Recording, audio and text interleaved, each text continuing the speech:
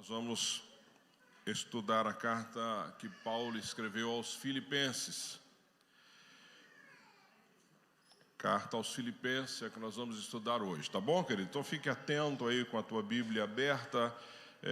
Eu gostaria primeiro que você abrisse a sua Bíblia, não em Filipenses, mas abrisse lá em Atos dos Apóstolos, no finalzinho do capítulo 15. Atos dos Apóstolos, finalzinho do capítulo 15, até para que você possa entender essa carta aos Filipenses. É fundamental que você entenda como é que ela surgiu, como é que esta igreja começou, de que forma ela começou, e entender por que Paulo então escreve aí esta carta aos Filipenses. Lá no finalzinho do capítulo 15, todo mundo acompanhando comigo aí Atos dos Apóstolos, você vai ver lá no verso 36 do capítulo 15 de Atos dos Apóstolos, aí Paulo então vai iniciar a sua segunda viagem missionária. Lembrando que quando eu preguei sobre Gálatas, nós falamos da primeira viagem missionária de Paulo. Lembre-se que ele volta para Antioquia, depois ele vai para Jerusalém, lá para o concílio de Jerusalém. Aqui Paulo então vai iniciar a segunda viagem missionária dele. Ele faz 3 viagens missionárias, essa é a segunda. E aqui tem um fato interessante logo aí no início. Primeiro, Paulo desafia Barnabé, está dizendo aí no verso 36. Algum tempo depois, Paulo disse a Barnabé: voltemos para visitar os irmãos de todas as cidades onde pregamos a palavra do Senhor, para ver como estão indo. Lembra que ele ia voltar naquelas cidades onde implantaram igrejas na primeira viagem. Aqui Paulo tem um desentendimento que é bastante interessante, se nós pudéssemos chamar assim. Lembrem-se que João Marcos estava acompanhando Paulo e Barnabé. Lembra que no meio do caminho João Marcos volta. Ninguém sabe dizer exatamente por que João Marcos voltou. Alguns acham que João Marcos teve ali uma malária e precisou voltar. Outros acham que ele simplesmente pegou a malinha dele e voltou para trás. E aqui Paulo se desentende com Barnabé exatamente por isso, porque Paulo não quer que Barnabé leve João Marcos. E Barnabé insiste em levar João Marcos, e o texto diz, inclusive, que eles têm aqui um problema sério entre os dois, e decidem se afastar, decidem se dividir. Então Paulo vai para um lado, Barnabé vai para o outro. Então é só para você entender. Aqui começa aquela parceria muito bacana entre Paulo e Silas, porque ao invés então de viajar com Barnabé, Paulo viaja com Silas e Barnabé vai com João Marcos para uma outra região. Só para vocês entenderem. Então, Paulo está aqui seguindo a sua segunda viagem missionária com Silas. Então, Silas passa a ser o seu companheiro de viagem. Quando eles chegam lá em Derbe, você vai ver lá no início do versículo 16, do capítulo 16, ele vai encontrar lá em Derbe Timóteo, que também se torna aí alguém muito especial para Paulo. Afinal de contas, ele escreve as cartas de um pai para um filho a Timóteo, são cartas tão preciosas. Aqui Paulo então conhece Timóteo, e Paulo desafia para que ele possa, e o texto diz que Timóteo era alguém muito querido, ou muito bem falado entre os demais, e aqui Timóteo então é desafiado, da mesma forma que João Marcos lá atrás, é como se você levasse contigo alguém mais jovem para aprender, aí entra o discipulado. Então você vai ver que aí no capítulo 16, no início, Paulo então e Silas encontram Timóteo e levam Timóteo. Aqui tem um fato interessante que vocês vão lembrar, que exaustivamente eu falei sobre isso lá em Gálatas, que era sobre a circuncisão. Lembra que os judaizantes diziam que a circuncisão era necessária para a salvação, e Paulo dizia: não é necessário. Claro que não, nós não vamos mais cumprir a lei, nós não vamos cumprir a lei, a salvação é por graça. Mas aqui tem um fato bastante interessante, que Paulo circuncida Timóteo. Neste momento aqui, Paulo, entendendo que era importante não para a salvação, mas porque eles iam encontrar vários judeus aí pela frente, ele então fala para Timóteo que era melhor Timóteo circuncidar. Então observe que a estratégia de Paulo não foge daquilo que ele estava ensinando, mas para não criar problema, para abrir portas, isso não vai fazer diferença na sua vida, então circuncidou Timóteo aqui. E aí eles continuam então caminhando. Aqui tem outro fato bastante interessante, que você depois na sua casa pode ler com mais calma, é que na realidade Timóteo, Paulo ele sai nesta viagem com a intenção de ir para a Ásia, de pregar na Ásia. Mas veja o que acontece aí nos versos 6 do capítulo 16. Paulo e seus companheiros viajaram pela região da Frígia e da Galácia. Lembra as igrejas da Galácia, onde ele já havia implantado ali as igrejas. tendo sido impedidos pelo Espírito Santo de pregar a palavra na província da Ásia. Então ele está tentando ir para a Ásia, mas não consegue chegar na Ásia. E ele é impedido pelo Espírito Santo de chegar na Ásia. E olha por quê. Quando chegaram à fronteira da Mísia, tentaram entrar na Bitínia, mas o Espírito de Jesus os impediu, ou seja, Paulo não conseguia avançar naquilo que ele tinha colocado aí como projeto da segunda viagem. Então contornaram a Mísia e desceram a Troade. Durante a noite, Paulo teve uma visão na qual um homem da Macedônia estava em pé e lhe suplicava: passe a Macedônia e ajude-nos. E aí você vai ver no decorrer do texto que Paulo entende isso como uma direção de Deus. De fato, ele desiste de ir para a Ásia e ele vai para a região da Macedônia, né? Ele, ao invés de ir para a Ásia, ele vai para a região da Macedônia e ali ele começa a pregar o Evangelho. É por isso que a igreja, então, surge em toda essa região aí da Macedônia, onde surgem as igrejas que a gente vai estar falando hoje. E aí você vai ver, a partir do verso 11 do capítulo 16, alguns fatos aí, partindo de Troade, navegaram diretamente para Somatrácia e no dia seguinte para Neápolis. Dali partiram para Filipos, não é? Dali partiram para Filipos, que era o objetivo dele. Filipos era uma colônia romana, o próprio texto diz isso, uma colônia muito importante. Eles tinham vencido uma guerra e ajudado muito Roma, e Filipos então se torna uma colônia romana com todos os direitos, com todos os benefícios de uma colônia romana.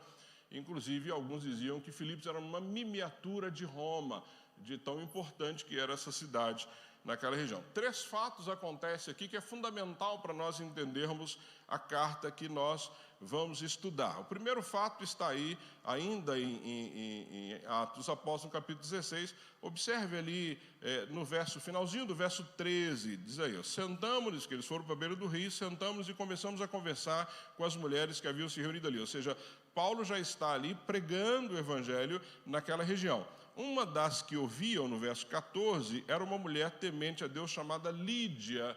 Lídia era ali uma comerciante, uma vendedora de tecido de púrpura. Lídia, então, à medida que Paulo está expondo o evangelho, Lídia se converte. E Lídia se torna, nesta igreja, alguém de suma importância para Paulo e os seus discípulos. Então, é importante você entender isso. Primeiro, a conversão de Lídia, que marcou a história da igreja aí, de Filipenses. Então, a primeira conversão é Lídia, tanto que a igreja se forma na casa dela. Ela era uma mulher de muitas posses, era uma mulher com bastante influência naquela região, era uma mulher que tinha recurso, uma casa grande, a igreja nasce ali. Então, Lídia se converte, começa a ajudar Paulo e Silas. Na sequência, se você observar lá no verso 16, e aqui para mim é fundamental entender a ação de Deus. Lembrem-se que aqui há um tempo atrás Paulo tem esta visão desse homem pedindo que passasse a Macedônia, não é? Isso não significa que mesmo quando você está obedecendo a direção de Deus, os problemas não vão ocorrer, não é? Nós não temos garantia nenhuma de que nós não teremos dificuldade na nossa vida, mesmo sendo fiéis a Deus, né? No mundo tereis aflições, mas tem de bom ânimo, porque eu venci o mundo. Então nós não temos garantia de que vamos ter uma vida tranquila, e estamos vendo isso na vida de Paulo. Então veja bem, olha o que acontece aí no verso 16. Certo dia, indo nós para o lugar de oração, encontramos uma escrava que tinha um espírito pelo qual predizia o futuro. Esta mulher era usada por alguns homens para fazer adivinhações, coisa maligna, não é? E ganhavam muito dinheiro com essas adivinhações dessa mulher. E essa mulher, quando Paulo encontra com essa mulher, Paulo expulsa o demônio que havia nessa mulher, e essa mulher é liberta. Só que essa mulher, quando ela é liberta, o que acontece? Ela para de adivinhar. Como ela para de adivinhar, para de entrar dinheiro. Como para de entrar dinheiro, todo o povo ali que viviam desse comércio se revoltam contra Paulo e Silas. E o que acontece? Paulo e Silas são presos. E aqui é interessante porque a Bíblia também não diz se essa mulher se converteu, né? A Bíblia diz que ela foi liberta. Então não dá para afirmar se essa mulher foi salva ou não foi. Ela simplesmente foi liberta. É isso que o texto diz.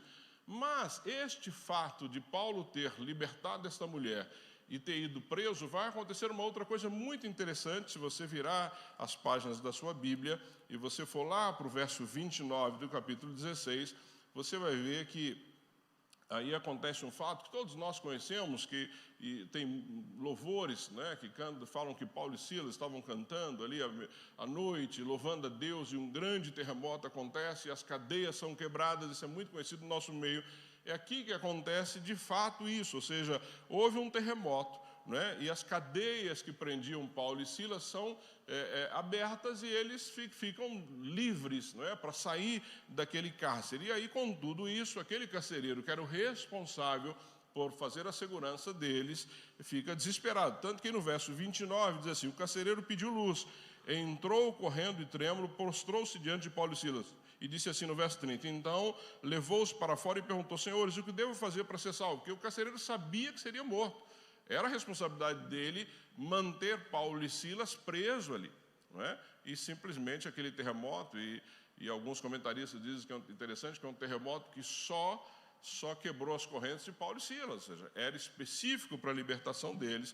E aí no 31 eles responderam: creiam no Senhor Jesus e serão salvos, você e os de sua casa. Então veja que fato interessante, aqui nós temos 3 conversões, ou 2, e uma que nós temos dúvida, não é? Primeiro, Lídia, né, que se converte, que se torna importante para a expansão do Evangelho. Esta mulher possessa, e aí ela é liberta, e o carcereiro. Olha como Deus age em todas as esferas da sociedade. O Evangelho é lindo por isso, gente.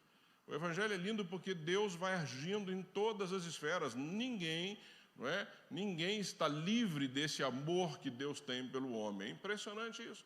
Então, observando isso, mostra que o Evangelho vai avançando e alcançando todas as pessoas. E aí, no final, Paulo fica ali em Filipos pregando, ensinando, orientando, formando liderança. E lá no finalzinho, você vai ver lá no verso 40, que diz assim: depois saíram da prisão, Paulo e Silas foram para a casa de Lídia.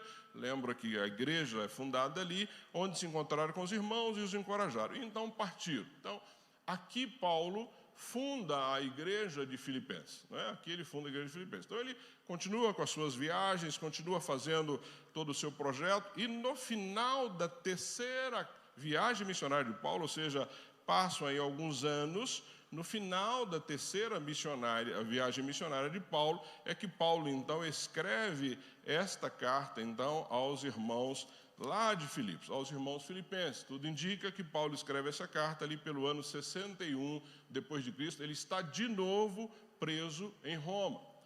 E aí Paulo gostava de uma prisão. Era impressionante como o negócio de Paulo era, né, deve ser legal isso, porque você se hospeda só em prisão. Você não precisa se preocupar com hotel, com nada disso. Basta chegar na cidade, ele abria a boca, ele era o quê? Preso. Então tinha comida, não é? Tinha tudo ali ao seu dispor, chibatada e tudo mais que vinha acompanhado disso. Então, entendam que Paulo está preso em Roma, ok? Final da sua 3ª viagem missionária, e ele então escreve essa carta então aos irmãos lá de Filipenses, ok? Então vamos para a carta. Abra aí agora em Filipenses. Eu quero, de uma maneira bem didática, pensar com você sobre esta carta, porque ela foi escrita. Então, lembrando-se disso, a igreja foi fundada lá na 2ª viagem e no final da 3ª viagem, no ano 61, aproximadamente, que Paulo escreve essa carta aos irmãos de Filipenses. Essa carta aos Filipenses é chamada da Carta da Alegria, não é? Vocês vão ver que durante toda essa carta, Paulo expressa a alegria dele. Então, é uma carta feliz.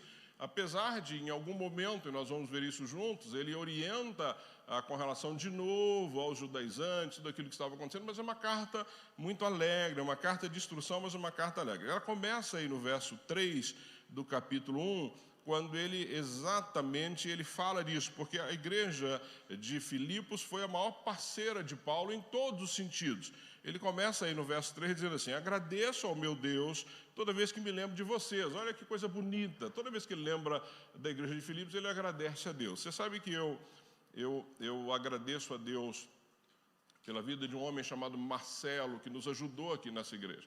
Eu não tenho como andar por essa igreja sem lembrar do Marcelo, que foi alguém, quem conhece a história da nossa igreja, sabe o quanto esse homem nos ajudou na mudança para cá, lá do centro da Rua das Monções para cá.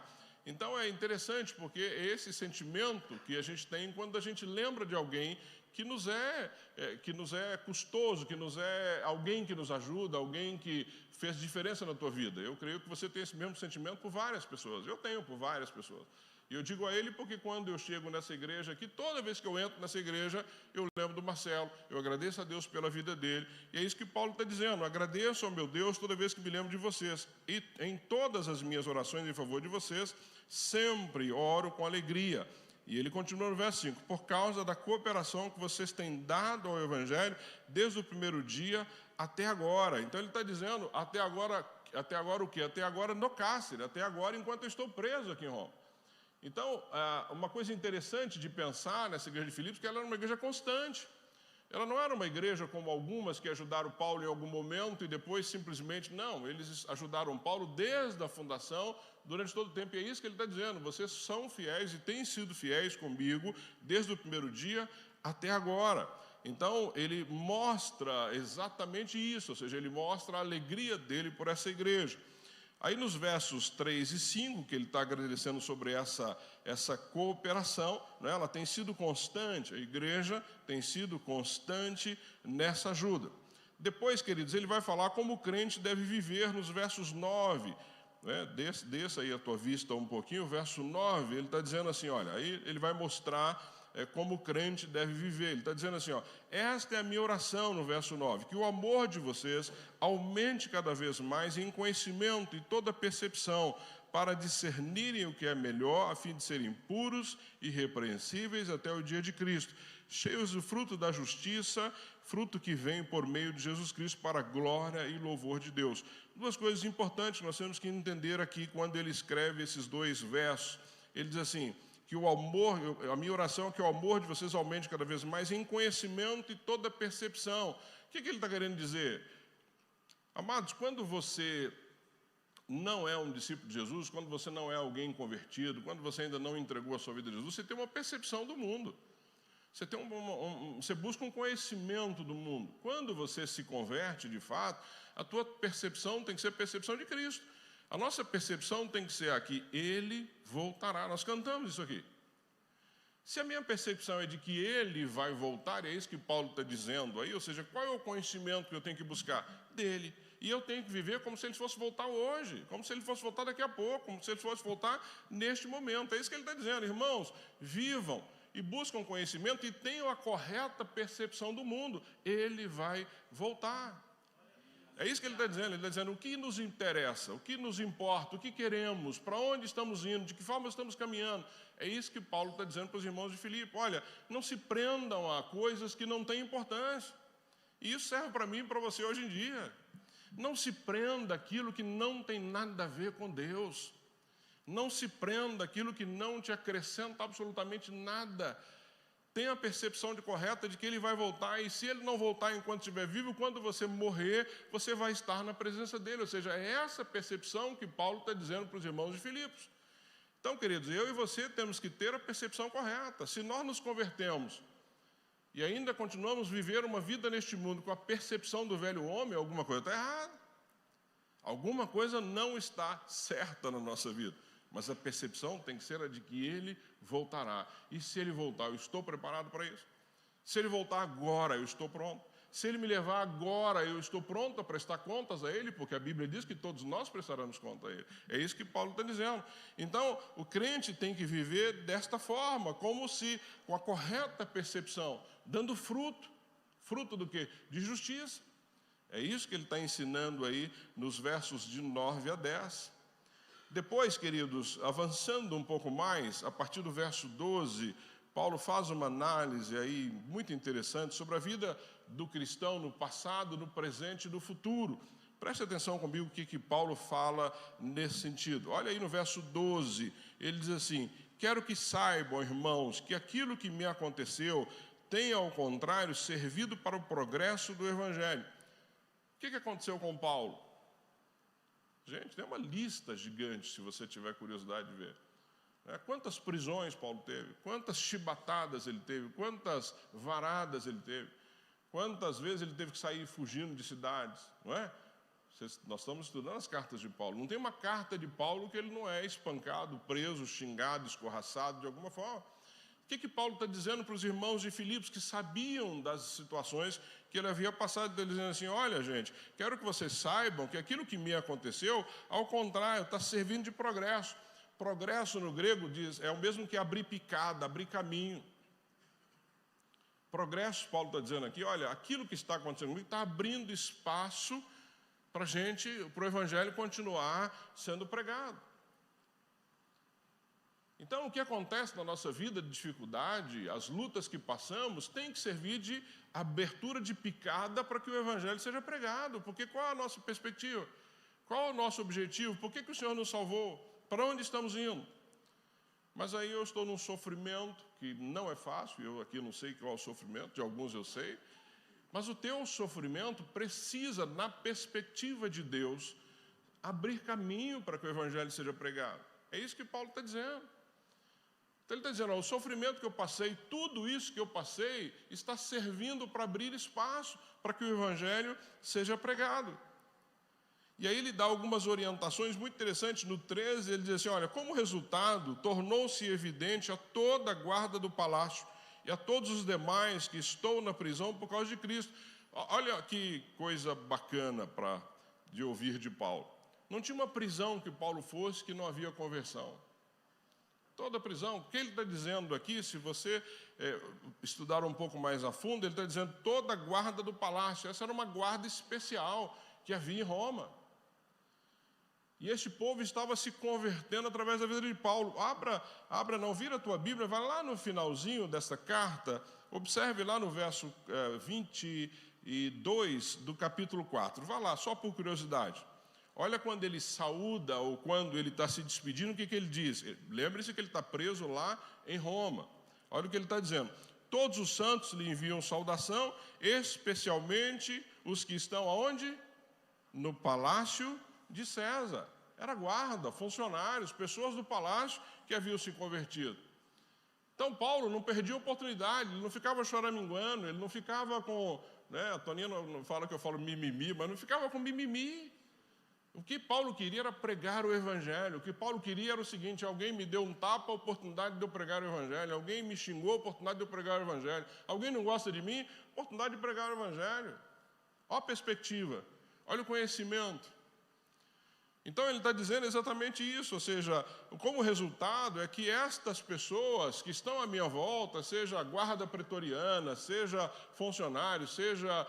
não importa, essas pessoas estão se convertendo. Então imagina um imperador que manda prender um agitador, põe esse homem na cadeia, achando que esse homem vai ser calado, da cadeia ele começa a pregar o Evangelho, as pessoas vão se convertendo, vai subindo para a guarda, na guarda vai para os outros funcionários, e o povo vai se convertendo, porque a luz entrou naquele lugar, a luz entrou ali, no meio daquela escuridão. E ele vai informando isso, e ele vai, no 14 ele diz assim, e os irmãos, em sua maioria, motivados no Senhor pela minha prisão, estão anunciando a palavra com maior determinação e destemor, ou seja, ele está dizendo que os irmãos, quando viram que Paulo preso, estava pregando mais do que eles, começaram a se mexer. Porque como é que pode um homem preso, e as prisões não eram igual as de hoje são terríveis, mas eram muito piores, e as pessoas estão se convertendo. Então, isso que aconteceu com Paulo começou a mexer com as pessoas lá fora, com os irmãos lá fora. Porque eles devem falar assim, poxa, mas Paulo está lá, o povo está se convertendo, nós temos que fazer alguma coisa, nós temos que evangelizar, nós temos que convidar as pessoas, nós temos que dar bom testemunho, nós temos que aproveitar as oportunidades. E aí, amados, vem um alerta para mim e para você. O quanto nós estamos nos mexendo. Olha o que está acontecendo no mundo, basta você olhar o que está acontecendo no mundo, quanto tempo nós temos. Ou seja, quantas pessoas estão morrendo, quanta gente está morrendo sem Cristo. Eu fui num velório essa semana do Pedro Neri, que é o pai do pastor Silas Caminado. O Pedro morreu com 98 anos. 98 anos. Um dos velórios mais tranquilos, nós podemos dizer assim, que eu já fui até hoje. Porque o Pedro é um homem que serviu ao Senhor. Quem andou com Pedro sabe disso. Pedro tinha um amor por Cristo, amor pela igreja, amor pela obra missionária. Sabe como é que o Pedro Neri morreu? Tranquilo. Estava com 98 anos. Ele foi tão cuidadoso que ele não quis dar trabalho para a filha. Falou para ela, me leva no hospital quando não estou me sentindo bem. Chegou no hospital, morreu. Eu fui lá dar um abraço ao pastor Silas, fui lá para ver o corpo do pastor, do Pedro. E estava todo mundo lá reunido, todo mundo feliz, preparando para fazer um culto, para cantar os louvores que ele gostava, para ser um ambiente legal. E ele mesmo dizia, eu não quero que ninguém chore no meu velório. Ninguém chore, ou seja, deixou uma marca. Então, amados, velório de crente é lugar de alegria, porque foi ao encontro do Pai e deixou um legado, deixou uma marca, deixou uma história. E aí, mais uma vez, eu te pergunto, que história você está deixando? Qual o seu legado? Se o Senhor te chamar hoje,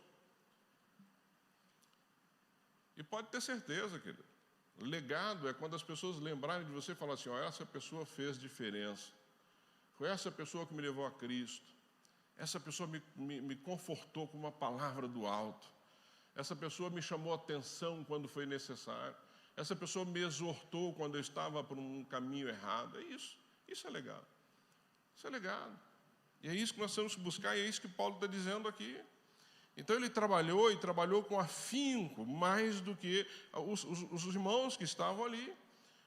Lá no verso, olha, observe comigo aí para você ver, ele vai continuar dizendo aí, se nós pegarmos do 17, ele diz assim, aqueles que pregam Cristo por ambição egoísta, sem sinceridade, pensando que podem causar sofrimento enquanto estou preso, e ele diz, mas o que importa, né?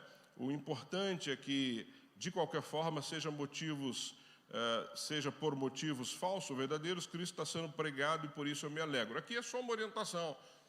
As pessoas dizem assim, o importante é o evangelho ser pregado. Veja, o evangelho pregado vai alcançar pessoas, mas quem prega de forma equivocada vai prestar contas. Então não é essa de, o importante é ser pregado. Não, não pregue de qualquer forma, porque você vai prestar contas ao nosso Deus. Ou seja, o evangelho que você prega de qualquer forma, ele vai alcançar pessoas, porque a palavra não volta vazia. Tem poder para transformar, para salvar pessoas, mas é você que está fazendo isso de forma equivocada. É você que está equivocado com a forma que você está fazendo.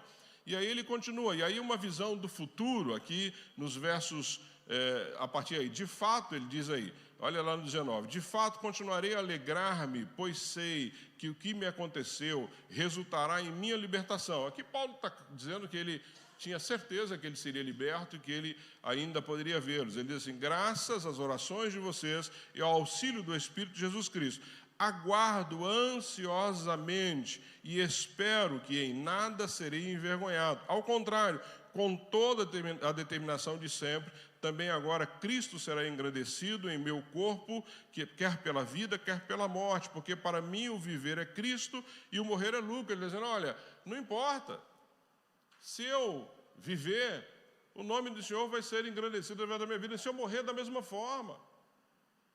Não importa se eu estou vivo ou morto, Ele vai continuar sendo Deus, Ele vai continuar sendo glorificado. Se Ele vai ser glorificado na minha morte, ok. Se Ele vai ser glorificado na minha vida, ok. Assim que eu tenho que continuar com a minha caminhada. E aí no 23 ele diz assim, estou pressionado dos dois lados, desejo partir e estar com Cristo, que é muito melhor. Contudo, é mais necessário por causa de vocês que eu permaneça no corpo. Ele diz assim, olha, se eu pudesse partir agora e estar com Cristo, era muito melhor. Esse é o sentimento que tem no teu coração? Porque é isso que Paulo está expressando. Ele está dizendo, olha, se o Senhor me chamasse agora, era o que eu mais desejo, Paulo está dizendo. Mas ele está dizendo, mas tem uma agenda a ser cumprida. Por causa de vocês. Ele não está dizendo, não é nem por causa dele, não, por causa de vocês. É melhor que eu permaneça aqui. Queridos, esse sentimento que Paulo tinha de que estar com Cristo era muito melhor, isso tem que permear a minha vida e a sua vida. Eu sei que nós temos medo, claro que todo mundo tem medo, é natural. Mas nós temos que ter convicção de para onde nós vamos. O medo não pode tirar a alegria de saber que um dia estaremos com o Senhor. É isso que ele está dizendo, olha, estar com Cristo seria muito melhor. Mas eu tenho uma agenda com vocês aqui. Enquanto eu não cumprir essa agenda, o Senhor não vai me levar. E aqui fica uma coisa interessante para eu e você pensarmos, que é, se enquanto a sua agenda não for cumprida, amado, o Senhor não vai te levar. Não vai te levar. O Senhor tem uma agenda na tua vida. E você precisa buscar isso, você precisa orar por isso, você precisa se preparar para isso. O dia que essa agenda for cumprida, já era, você vai se encontrar com o Senhor, não tem nada que vai impedir isso, absolutamente nada, mas Deus tem uma agenda na sua vida e que precisa ser cumprida. É isso que Paulo está dizendo aí para esses amados. Avançando um pouco mais, ele vai falar sobre a luta dos cristãos, que é a minha luta, que é a sua luta. Olha o que ele diz lá nos versos 27 a 30, ele diz assim, olha, não importa o que aconteça, exerçam sua cidadania de maneira digna do Evangelho, para que assim, quer eu vá e os veja, quer apenas ouça a seu respeito em minha ausência, fique eu sabendo que vocês permaneceram firmes num só espírito, lutando unânimes pela fé evangélica. Quando ele diz, não importa o que aconteça, exerça a sua cidadania de maneira digna, o digno aqui no grego é balança. Exerça a sua cidadania, ou seja, vivam neste mundo de forma digna. Ele está dizendo, vivam neste mundo dando bom testemunho, como uma balança, que o peso de um lado e de outro tem o equilíbrio. Ele está dizendo, vivam a vida de vocês de forma equilibrada, para que se eu for ver vocês, eu me alegre, ou se eu ouvir de vocês, eu vou ouvir que vocês estão batalhando pela fé evangélica. Como é que eu e você temos que ver nesse mundo? De forma digna, equilibrada, dando bom testemunho, que as pessoas possam observar na nossa vida alguém que de fato é discípulo de Jesus, que não é Maria vai com as outras, que não faz porque todo mundo faz, que não vai porque todo mundo vai, mas você faz de acordo com a palavra, de forma digna. É isso que ele está ensinando para este povo aqui. Ele continua, sem de forma alguma deixar-se intimidar por aqueles que se opõem a vocês, os judaizantes de novo. Para eles, isso é sinal de destruição, mas para vocês de salvação. E isso da parte de Deus, pois a vocês foi dado o privilégio de não apenas crer em Cristo, olha aí, mas também de sofrer por Ele, já que estão passando pelo mesmo combate que me viram enfrentar e agora ouvem que ainda enfrentam. Eles dizem, olha, vocês receberam o privilégio, isso é privilégio de sofrer por Ele, não de apenas crer. Queridos, então para mim e para você é um privilégio sofrer por Cristo. Pastor, mas está difícil. Privilégio. Um privilégio. É isso que ele está nos ensinando. Então ele diz que a nossa vida tem que ter coerência, não é? Tem que ser coerente, tem que ter cooperação para que a fé evangélica continue andando, crescendo, e tem que haver confiança. Estamos juntos, mesmo quando estamos sofrendo, mesmo passando por lutas. Isso é continuar caminhando como família. Tudo bem? Tranquilo até aqui? Amém? Ele traz uma outra informação aí importante para mim e para você. Todas são importantes, mas essa eu acho que é bem importante. Observe comigo versos no capítulo 1, 21 e 2, 21. Então, olha o 1, 21, que ele diz aí no 1, 21. Ele diz no 1, 21, que é um texto conhecido por todos nós. Porque para mim o viver é Cristo e o morrer é lucro, certo? Então essa é uma visão. Olha o que diz no 2, 21. 2, 21 diz assim, pois todos buscam seus próprios interesses e não os de Jesus Cristo. Então ele está dizendo que existem duas formas de viver. Só tem duas formas de viver, queridos, para nós. Ou eu vivo para Cristo, ou eu vivo para mim. É isso que ele está dizendo. No 22 ele diz que cada um busca o seu próprio interesse. No 21, do 1, ele está dizendo que ele morrer é lucro. Mas ele quer viver para Cristo, ele está aqui vivendo para Cristo, porque para mim o viver é Cristo, ou seja, ou eu vivo para Cristo, ou eu vivo para mim, não tem outra forma. Ou você vive para Cristo, ou você vive para você, não tem meio termo, não dá para ficar em cima do muro. Ou a minha vida é de acordo com a vontade de Deus, ou de acordo com a minha vontade. E esta é uma coisa que nós nos enganamos redondamente. Porque muitas vezes nós estamos fazendo coisas para nós, achando que estamos fazendo para Cristo. E ainda achamos justificativa. Até versículo bíblico citado fora de contexto, completamente fora de contexto, mas justifica aquilo que eu estou fazendo. Isso é muito comum. Então é isso que Paulo está ensinando. Ou você vive para Cristo, você vive para você. E a decisão é sua. É sua, você não é obrigado a viver para Cristo se você não quiser. Você pode viver para você, arque com as consequências. Os dois têm consequências. As duas formas de viver têm consequência. Paulo decidiu viver para Cristo e teve todas as consequências. Se você decide viver para você, tem as consequências. O que nós precisamos é arcar com as consequências. Então, qual é o seu estilo de vida? Centralizada ou centrada em Cristo ou centrada em eu? No seu eu. Ok? Duas formas de viver, não se esqueçam disso. Nós só temos duas formas de viver. E aqui ele vai tratar depois sobre os problemas da igreja, que só tinha naquela época, viu? Só tinha lá na igreja de Filipenses, dos Gálatas, na igreja de hoje, essas coisas não aparecem aqui não. Veja o que ele está dizendo aí, quando ele fala dos problemas da igreja. Veja o que ele fala aí nos versos 23, verso 3, do capítulo 2. Olha o que ele diz. Não façam por ambição egoísta ou por vaidade, mas humildemente considere os outros superiores a si mesmo. Paulo está falando aqui sobre partidarismo. Partidarismo, e ele trata isso de uma forma muito direta. Não façam por ambição egoísta ou por vaidade. Então, o partidarismo já existia desde aquela época, e nós temos que tomar muito cuidado com isso no nosso meio, na igreja. Ou seja, qual é a motivação que nós estamos servindo ao Senhor? Qual a motivação de nós estarmos trabalhando na igreja? Qual a motivação de nós estarmos vivendo a nossa vida cristã? Eu quero um like, eu quero uma foto, eu quero isso, eu quero aquilo, eu quero reconhecimento, ou eu estou servindo e fazendo para o Senhor?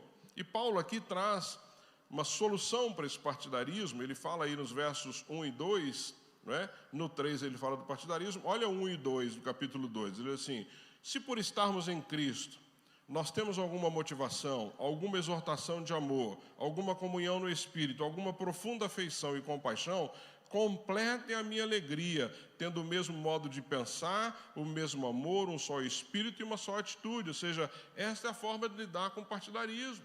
Tendo uma maneira de pensar, um só amor, um só cuidado uns com os outros, um zelo uns com os outros, a dedicação uns aos outros. Não é o partidarismo, é estarmos juntos. E Paulo dá 4 exemplos, para ser mais claro, sobre pessoas que pensaram mais nos outros do que neles, porque a nossa vida cristã deve ser assim. Primeiro, o próprio Cristo. Eu não vou ler todo o texto, mas está aí dos versos 5 a 11, Então ele diz aí nos versos 5: seja a atitude de vocês a mesma de Cristo Jesus, que embora sendo Deus, não considerou ser igual a Deus, e assim por diante. Ele mostra que o nosso Deus Todo-Poderoso nos amou a tal ponto de enviar o seu Filho Jesus para que viesse a essa terra e que tivéssemos salvação.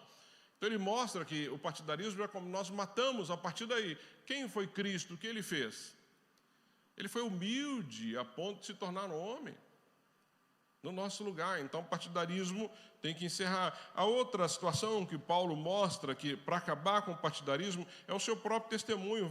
Nos versos 12 em diante, ele diz assim: olha, assim, meus amados, como sempre vocês obedeceram, não apenas na minha presença. E ele vai dando a direção. E aí lá no verso 17 ele diz: contudo, mesmo que eu esteja sendo derramado como oferta de bebida, ou de libação, como algumas traduções, sobre o serviço que provém da fé que vocês têm, o sacrifício que ofereçam a Deus, estou alegre e me regozijo com todos vocês. E ele mostra, ou seja, que ele mesmo que ele fosse entregue em libação, mesmo que ele fosse sacrificado, ele se alegra, porque ele está fazendo isso em prol da comunidade, do povo, das pessoas que estão ali. E ele vai falar sobre isso, e depois ele vai contar um pouco da sua história. O terceiro ponto aí que ele fala sobre eliminar o partidarismo da igreja, ele dá esses exemplos, é a figura de Timóteo, no verso 20. Olha o que ele diz aí sobre Timóteo, no verso 20. Ele diz assim: olha, não tenho ninguém que como ele quem? Timóteo. Ele diz, não tenho ninguém que como ele tenha interesse sincero pelo bem-estar de vocês, pois todos vocês buscam seus próprios interesses, não de Jesus. Ele está dizendo, esse menino Timóteo é alguém que eu não conhecia ainda com a mesma motivação, sabe, de dar algo em favor de vocês, de servir. Então ele está dizendo, olhe para essas pessoas, elas não são partidárias, elas estão trabalhando em conjunto, então não pode haver no nosso meio partidarismo. E por último ele vai falar de Epafrodito, aí nos versos 25, vê lá, 25, 29 e 30, ele diz aí no 25, contudo, penso que será necessário enviar-lhes de volta Epafrodito, meu irmão, cooperador e companheiro de luta, mensageiro que vocês enviaram para atender às minhas necessidades. E veja o que ele diz lá no 29 e 30. E peço que vocês o recebam no Senhor com grande alegria e honrem homens como este quem? Como Epafrodito. Porque ele quase morreu por amor à causa de Cristo, arriscando a vida para suprir a ajuda que vocês não me podiam dar. Honrem homens como esse. E vocês ainda estão pensando em divisão, briguinha, quem é melhor, não é? Quem fala melhor, quem prega melhor, quem serve melhor.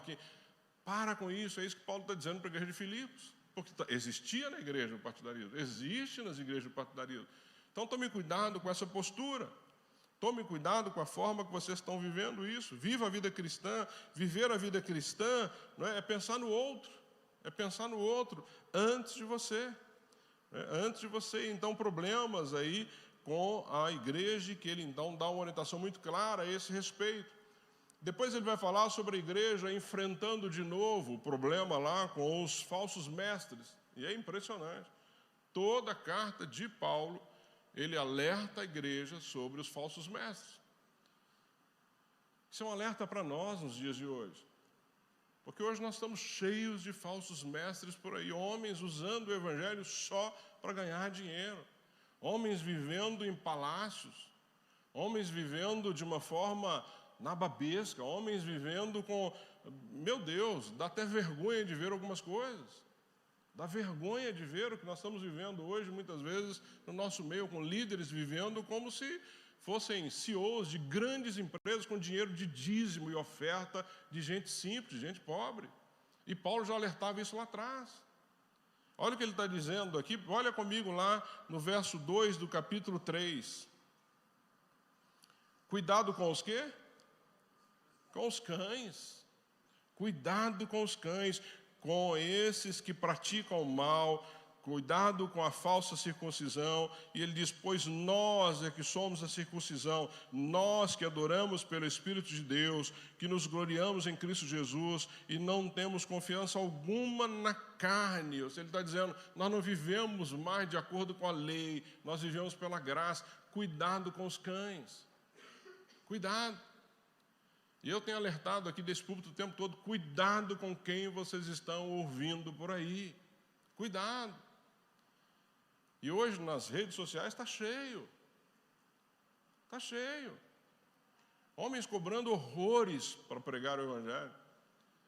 Cobrando horrores para dar uma palestra baseada na palavra. E o pessoal, não, mas é tudo crente. Que crente, coisa nenhuma. Paulo chama de cães. São cães, aproveitadores. Tome cuidado. Tome muito cuidado com isso. Ele está dizendo, cuidado com os cães. Que está no nosso meio. Ele não está dizendo que está lá fora, não. Está no nosso meio. Está junto de nós. São chamados de crente. Tem cara de crente, tem jeito de crente. Né? Cuidado. Cuidado. E ele continua. Olha o que ele diz aí nos versos 7 a 9. Ele vai falar de novo sobre a essência do Evangelho, que, amados, nós precisamos entender isso definitivamente para não sermos enredados por conversinhas que não te levam a lugar nenhum. Olha o que ele diz aí no verso 7. Mas o que para mim era lucro, passei a considerar como perda por causa de Cristo. Aquilo que para mim era importante, não é mais. Então, quando você vê pessoas dando valor demais a coisas que não tem nada a ver com Deus, desconfie. Deus quer que você tenha uma vida tranquila? Pode ser que você tenha. Se você trabalhar, se você investir, não tem nenhum problema com isso não, mas ontem meu carro está falhando. E eu estou para uma viagem para hoje, na correria. Aí peguei o carro do Rodrigo, melhor do que o meu. Quando nós entramos no carro dele, a Toninha falou, eu quero um desses. Falei, vamos ficar com esse aqui mesmo. Ele nem devolve, já fala, está aqui. Não é? Qual o problema de você ter um carro melhor, gente? Não tem problema nenhum com isso. Não tem problema nenhum você poder sair, comer num lugar bacana. Não tem problema nenhum você poder fazer uma viagem com os... Absolutamente. Se o teu trabalho permite, se você está ganhando para isso, não há problema. Só que isso não é o mais importante. É isso que você tem que tomar cuidado. Nós estamos perseguindo neste mundo, ao invés de perseguirmos almas, no bom sentido, nós estamos perseguindo coisas. Nós estamos importando com coisas. Eu estou indo para Cuba daqui a pouco, levando uma mala de remédio, uma mala abarrotada de remédio, porque lá não tem medicamento. Só para ajuda de missionários nós estamos levando quase 35 mil reais. Só para ajudar no sustento de pastores e famílias naquela região. Isso não é uma grande bênção? A igreja daqui, em parceria com outras igrejas, ajudando a igreja cubana que está passando por um momento tão delicado, tão difícil. Então nós temos que nos preocupar com aquilo que de fato é importante. É isso que Paulo está dizendo. Olha, mas para mim o que era lucro passou a considerar como perda por causa de Cristo. E ele diz assim, mais do que isso, considero tudo como perda, comparado com a suprema grandeza do conhecimento. Lembra o conhecimento lá atrás? Conhecimento, com a suprema grandeza do conhecimento de Cristo Jesus, meu Senhor, por quem perdi todas as coisas. Eu perdi por Cristo, é isso que ele está dizendo. E perdeu muito, porque se você estudar a história de Paulo, você vai ver que Paulo era um homem de posse, era um homem que tinha funcionários, era um homem muito quisto entre os judeus, perdeu tudo por causa de Cristo. Ele está dizendo, olha, isso para mim não tem problema nenhum, mas eu sei o que eu ganhei. E ele continua, eu as considero como esterco, para poder ganhar Cristo e ser encontrado nele, não tendo a minha própria justiça que procede da lei, mas a que vem mediante a fé em Cristo, a justiça que procede de Deus e se baseia na fé. É isso que Paulo está dizendo, isso é que para mim é importante. Por isso que Paulo não se importava de ir para a cadeia, por isso que ele não se importava de ter que fugir de uma cidade, apanhar, ser escorraçado. Ele sabia o que o esperava. Ele sabia o que esperava. E ele continua falando que ele prossegue para o alvo, prosseguindo para o alvo. Vê o que diz aí nos versos 12 e 15. E aí, interessante, só uma orientação, parece que o 12 e 15, ele se contradiz. Olha o que diz aí quando ele fala que ele está prosseguindo para o alvo. Ele diz assim, não que eu já tenha obtido tudo isso, ou tenha sido aperfeiçoado, mas prossigo para alcançá-lo, pois para isso também foi alcançado por Jesus Cristo. Não é? E lá no 15 ele diz assim, todos nós que alcançamos a maturidade, e algumas versões, a Ara diz que todos nós que alcançamos a perfeição, devemos ver as coisas dessa forma. E se em algum aspecto vocês pensam de modo diferente, isso também Deus lhes esclarecerá. Então, lá no 12 ele fala sobre já ser aperfeiçoado, e lá no 15 ele fala daqueles que já alcançaram. Então, um é como se ele estivesse caminhando para isso, e o outro é como se ele tivesse alcançado. Parece uma contradição, mas não é. O que Paulo está ensinando aqui? Que nós já somos perfeitos do ponto de vista da justificação que Romanos fala. Então, eu e você, para Cristo, somos perfeitos. Já temos essa perfeição em Cristo, mas continuamos nos aperfeiçoando na visão humana, na nossa caminhada, no nosso dia a dia, na nossa postura e assim por diante. Não há sobre nós mais condenação, Romanos diz isso. Mas nós continuamos numa vida de santificação. Então não há uma contradição no que Paulo está dizendo. Está dizendo, olha, quando o Senhor olha para mim e para você, o sangue de Cristo cobre toda a imperfeição. Somos perfeitos para Deus, mas enquanto estivermos nessa terra, nós vamos continuar caminhando, não é, buscando essa perfeição. Aonde? Nas nossas atitudes, naquilo que fazemos, naquilo que falamos, da forma que andamos, na nossa postura e assim por diante. Então, prosseguimos para o alvo que é Cristo. Estamos na caminhada. Por isso que não dá para nos acomodarmos. Eu sou salvo, agora é tranquilo, vou ficar aqui na minha, não é? Bem confortável, já tenho o céu, está garantido. Não, nós vamos continuar caminhando, servindo, pregando, levando pessoas a Cristo, nos sacrificando naquilo que for necessário para que outras pessoas possam ouvir do Evangelho. E aí lá no verso 17 ele volta a alertar sobre os falsos mestres. Olha aí no verso 17. Ele diz aí no 17, irmãos, sigam unidos o meu exemplo e observem os que vivem de acordo com o padrão que lhes apresentamos. Ele está dizendo, olha para mim, tem um padrão que nós apresentamos para vocês. Não abram mão desse padrão, não abram mão de viver isso. É assim que nós temos que viver a vida cristã, ou seja, as pessoas precisam olhar para mim e para você, e nós temos esse padrão, as pessoas precisam querer nos imitar, não tem nada de errado nisso, mas eu tenho que ter uma vida correta. A pessoa tem que olhar e falar assim, poxa, eu quero ser igual ao Marcelo, um cara sério com Deus, um cara que cuida da família, é isso que Paulo está dizendo, olha, irmãos, sigam unidos o meu exemplo e observem os que vivem de acordo com o padrão que lhes apresentamos, sejam meus imitadores, Paulo diz, como eu sou de Cristo. Então, queridos, as pessoas precisam te imitar. Se você está imitando Cristo, as pessoas precisam te imitar, é isso que ele está dizendo. Às vezes a gente tem um ditado, não olhe para o homem, olhe para Deus. Não, olhe para o homem sim. Olhe para o crente sim. Porque se nós estamos imitando Cristo, as pessoas podem nos imitar. Então Paulo está dizendo exatamente isso. Sejam meus imitadores como eu sou de Cristo. Você tem coragem de dizer isso para alguém na sua caminhada? Se de repente alguém chegar para você e falar assim, poxa vida, eu queria conhecer mais desse Jesus que você serve. Né, Samuel? Você falar para alguém assim, olha, bater no peito e falar, pode me imitar. Anda comigo que você vai ver o que é servir a Jesus. É isso que Paulo está dizendo. Ah, não, não olha muito para mim não, porque eu não sou perfeito. Eu sou pecador, eu erro. Gente, nós somos pecadores, vamos continuar sendo o pecado um deslize na nossa vida. Mas as pessoas precisam olhar para nós com admiração. As pessoas precisam querer nos imitar, sim. Se a tua vida não mostra Cristo, que cristão você é? Porque quando foram chamados de cristãos pela primeira vez, é porque se pareciam com Cristo. Por isso o termo cristão. Nós precisamos nos parecer com Cristo. Então é isso que Paulo está dizendo aí, irmãos, tenham esse cuidado. E ele diz aí, e ele continua, lá no 18, pois como já lhes disse, repetidas vezes, e agora repito com lágrimas, chorando. Lembra que lá em Gálatas ele fala dor de parto. Aqui ele está falando com lágrimas. Ele continua.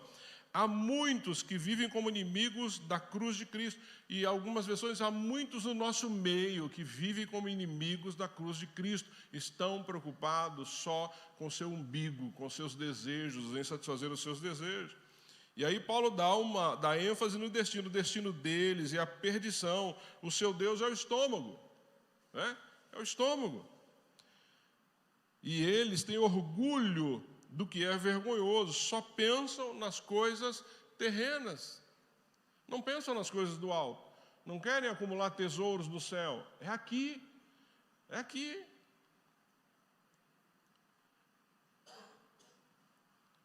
Cuidado, queridos, cuidado com a forma que nós estamos vivendo, cuidado, não tem plano B, não tem uma segunda chance, não tem. Não tem. Cuidado com a forma que você está vivendo. E ele continua lá no 20. A nossa cidadania, porém, está nos céus, de onde esperamos ansiosamente o Salvador e Senhor Jesus Cristo, pelo poder que o capacita a colocar todas as coisas debaixo do seu domínio. Ele transformará os nossos corpos humilhados, tornando-os semelhante ao seu corpo glorioso. Cuidado com os falsos mestres. Cuidado com a forma que você está vivendo. Cuidado com a sua postura. Cuidado com o que você está falando.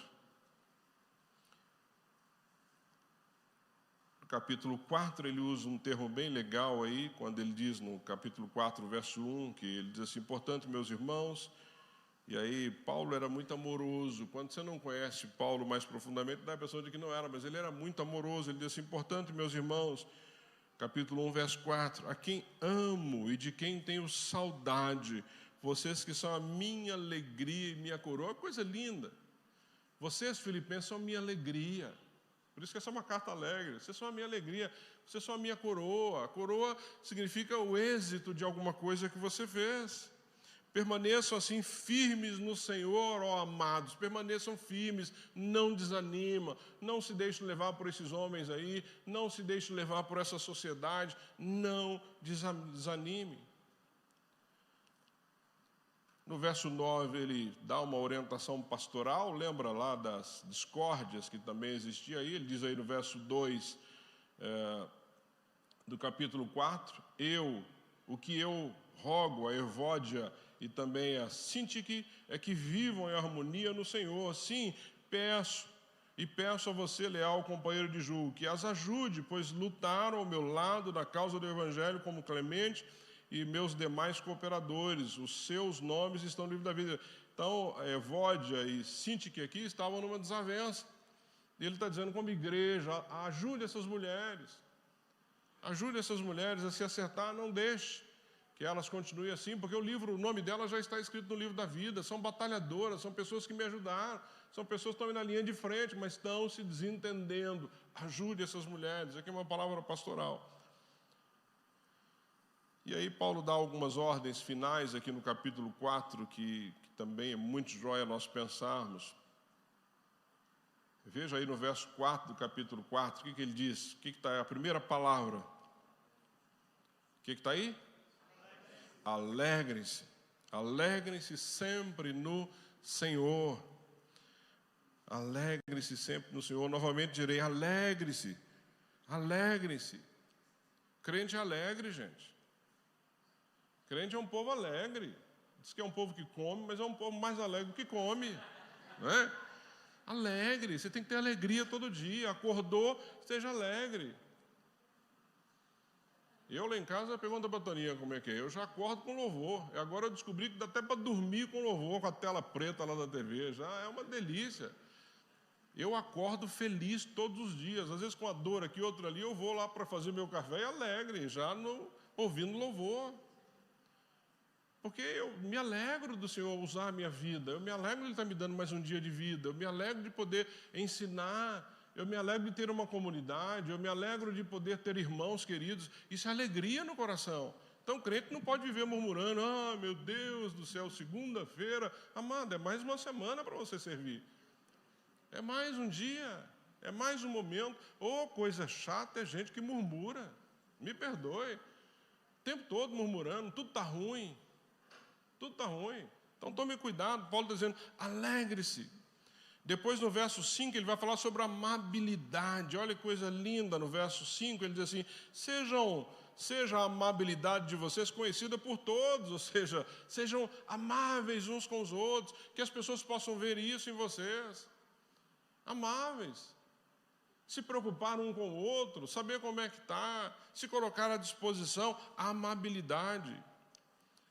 Depois ele vai falar no verso 6 algo que tem assolado a sociedade, que a gente tem que tomar cuidado, e não é brincadeira isso, mas precisamos buscar no Senhor uma solução. Ele diz assim, olha, não andem ansiosos por coisa alguma, mas em tudo, pela oração e súplica e com ação de graças, apresentem seus pedidos a Deus. Não andem ansiosos por coisa alguma, confiem no Senhor. E não que a ansiedade não seja um problema sério, é seríssimo. Nós temos visto aí na sociedade hoje pessoas ansiosas. Eu lido com isso constantemente. Não é brincadeira, que leva a depressão. Pessoas hoje tirando a própria vida por causa da depressão. Então, alegre-se, sejam amáveis uns com os outros e não ande ansioso.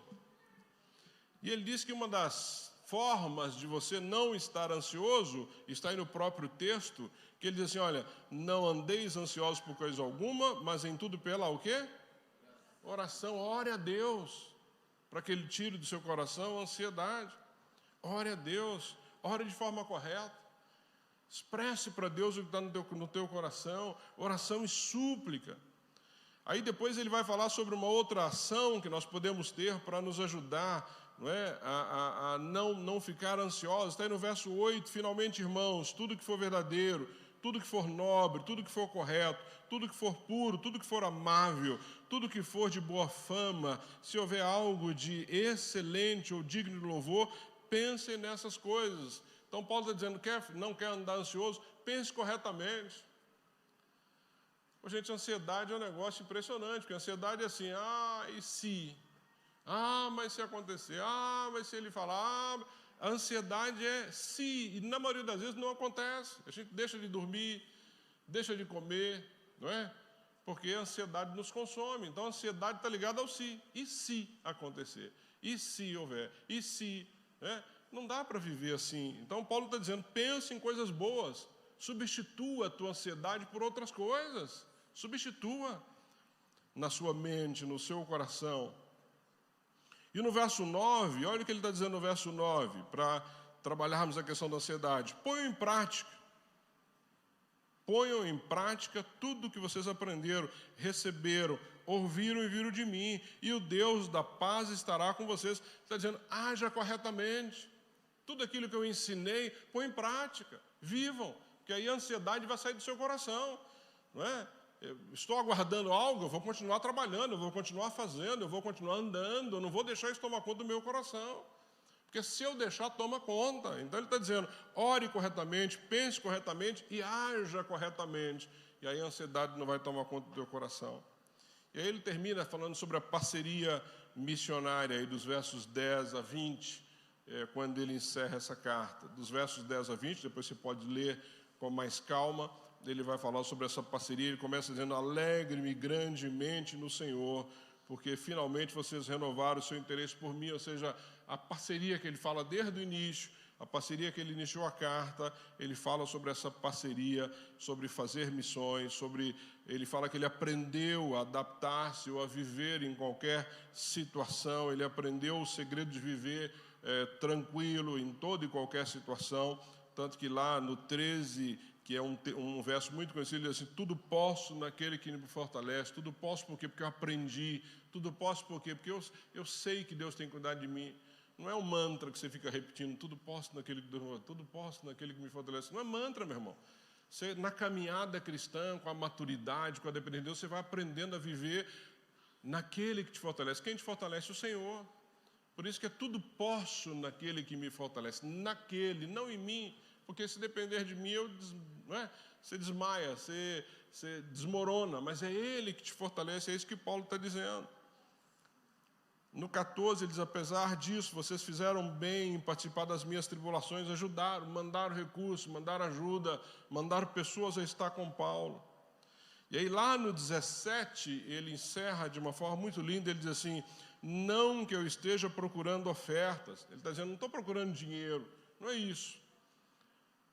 Mas o que pode ser creditado na conta de vocês. Então Paulo está dizendo, toda ajuda que vocês estão me dando, o crédito volta para vocês. É assim no reino de Deus.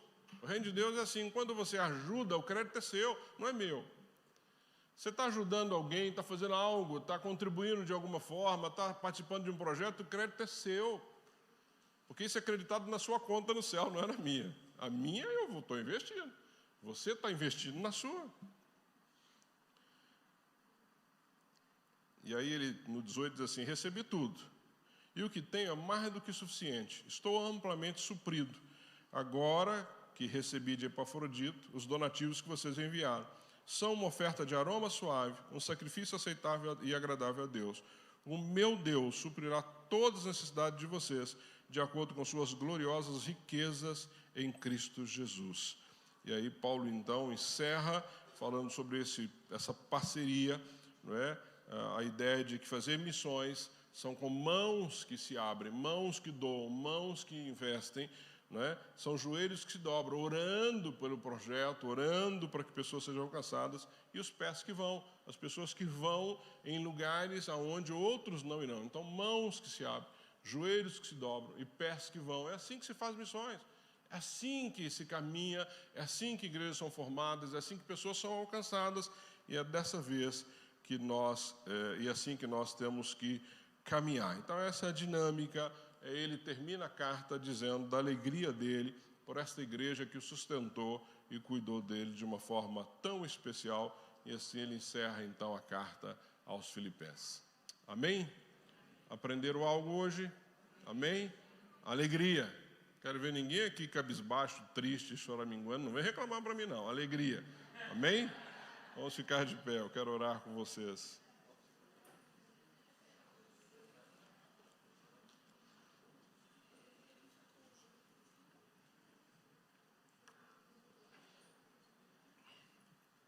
Amém. Baixe a sua cabeça. Agradeça a Deus por esta preciosa carta, por esses ensinamentos que nós tivemos hoje. Agradeça a Deus pela palavra que nós temos acesso. Que Deus confirme no teu coração tudo isso que você está ouvindo e que você possa colocar em prática. Deus amado, mais uma vez, obrigado pela vida do apóstolo Paulo. Deus, como nós temos aprendido com esse homem, e que nós possamos imitá-lo, sim, porque ele imitou o Senhor, que assim seja a nossa vida. Nós possamos olhar para esses homens, Deus, como exemplo para nós na caminhada cristã, como homens que, como ele, Pedro e tantos outros ao longo da história, Pai, tinham um único objetivo, que era o alvo, que é Cristo. E nada os deteve, nem prisão, nem açoite, nem pessoas mal intencionadas, nem falsos mestres, mas buscaram fazer a tua vontade. Que assim, Deus, seja na minha vida, assim seja na vida de cada um da nossa igreja, assim seja na vida daqueles que estão assistindo de casa, Pai. Que nós possamos buscar agradá-lo com a nossa vida. Pai, que pessoas possam falar de nós, como estamos lendo a respeito do apóstolo Paulo. Que as pessoas possam ver em nós homens e mulheres comprometidos com o Senhor, com a tua palavra, com o avanço do teu reino. Nós possamos ter, Deus, mãos abertas na obra missionária. Nós possamos ofertar, doar, nos sacrificar quando necessário, Pai, para que a obra possa ser feita. Que nós possamos ser homens e mulheres que dobram os seus joelhos orando, Pai, orando diariamente, sustentando missionários em oração, sustentando, Deus, pessoas que estão indo a lugares que nós nem imaginamos.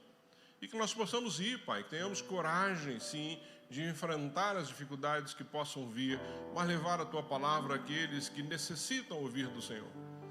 Como já vimos testemunhos aqui, Deus, de homens na China que disseram para missionários: por que vocês esperaram tanto? Por que eu tive que perder pai, mãe, tantos parentes que não ouviram de Jesus? Por que vocês demoraram tanto? Que essa não seja alguma coisa que possamos ouvir, Deus, porque isso deve doer muito no coração. Mas que nós possamos ser determinados, Deus, a pregar o teu evangelho aqui na nossa Jerusalém, até nos confins da terra. Quando olhamos para essas viagens de Paulo, Pai, Deus, que maravilha poder ver a determinação desse homem, formando igrejas em várias cidades, estabelecendo lideranças. E é a partir disso que nós somos alcançados aqui no Brasil e em tantos outros países. Pai, muito obrigado pela vida desses homens que não mediram esforços para que nós pudéssemos ter acesso à tua palavra. Ajuda-nos, Pai, a cumprir a tua palavra. Ajuda-nos, Pai, a não nos deixar levar por essas ofertas vazias que estão aí, por esses homens e mulheres, Deus, com o evangelho fácil, com o evangelho de autoajuda, não um evangelho que nós precisamos sacrificar o nosso eu para pensar no outro. Oh, Pai, que a nossa vida seja centrada em Cristo e não no nosso umbigo, não na nossa vida, mas que nós possamos dar e honrar o outro além de nós, Pai. Que nós possamos fazer isso para que outros possam te conhecer da forma que nós te conhecemos. Por isso, ajuda a nossa igreja, Pai. Ajuda a comunidade Batista Bethesda a ser uma igreja influente. Não influente porque, Senhor, vamos ter um número grande de pessoas ou influência humana, mas uma influência que venha do alto, para que pessoas possam te conhecer de fato e ter as suas vidas transformadas. Ajuda-nos nisso, Pai. Essa é a minha oração como pastor dessa igreja, pedindo que o Senhor continue a nos abençoar e nos dar da tua direção, Pai. Eu oro e te agradeço em nome de Jesus. Amém.